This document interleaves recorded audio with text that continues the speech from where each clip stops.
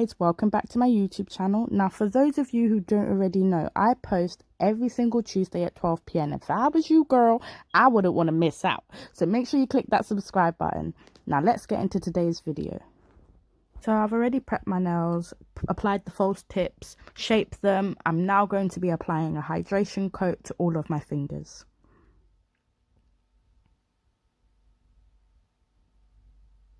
Applying a hydration coat will give the polygel something to stick to. I am going to be using a mixture of my Vrenmol, oh Jesus Christ, you know what I'm saying, that kit and another kit.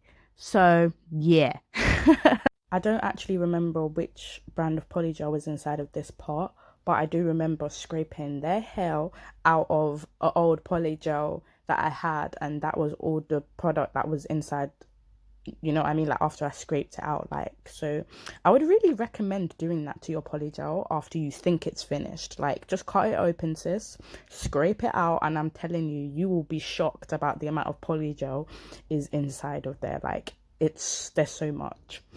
Personally, I think the pot thing is better because you can actually see how much product you need and like take that much, as opposed to having a tube where you squeeze it and then you end up squeezing out too much. Like, that can be quite frustrating, and you can't really put it back. Once you've taken it out, you've taken it out. Whereas with a pot, if you've taken out too much, I can always put the excess that I don't need back inside the pot.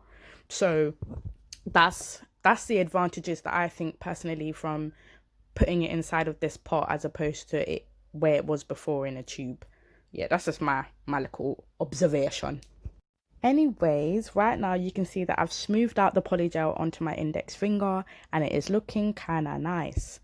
And I just want to throw out there that I'm not a licensed nail tech, guys. Like, I'm not even a nail tech. Like, I just do this for fun. I do it on myself. I haven't had a client before. I've never had a client. The only person that I can say I've ever done nails on is my girlfriend. So I have never done nails on someone else before. So I apologize in advance if I am doing certain things incorrectly. As I said, YouTube has been my teacher. Like, I have learned everything that I know to do with nails off YouTube, and I can't even believe like how much I've progressed so far. Don't get me wrong, I know I'm not as good as other nail techs that are out there, or I'm not as good as I would want to be, but I'm still grateful for how far I've come so far, if that makes sense. But I definitely think that the biggest key of getting good at anything is perseverance. Like, you can't get good at something if you stop. Like, I've seen so much people just give up on nails and just stop, but that you can't get better at something that you stop doing. Like, it doesn't make sense. Like, in order to be better at something, in order to grow, in order to actually become better at something, you have to persevere. You have to keep going. Like, you can't just expect yourself to become excellent without even doing anything. That's not kind of how the world works, unfortunately. We kind of have to put the work in order to see the results that we want to see.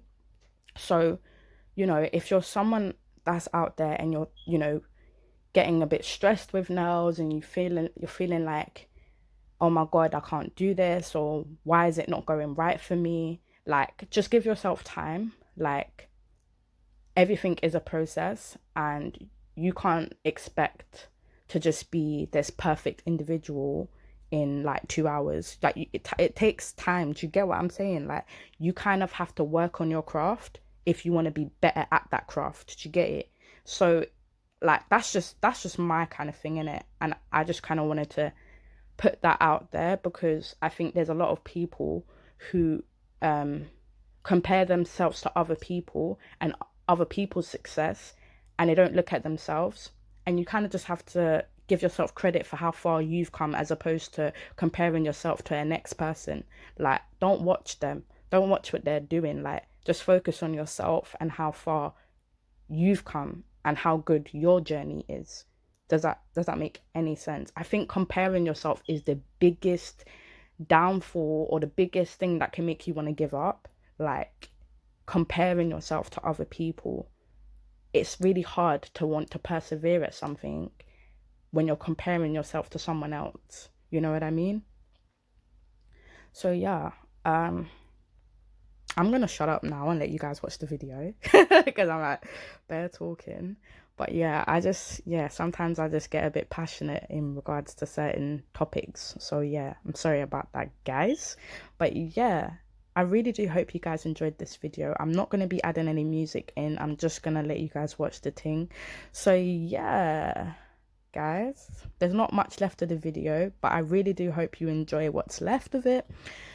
I hope maybe something of what I said maybe helped you, inspired you to keep going. I really hope you don't give up on nails, because yeah, it can make you feel really good if you let it, you know what I mean?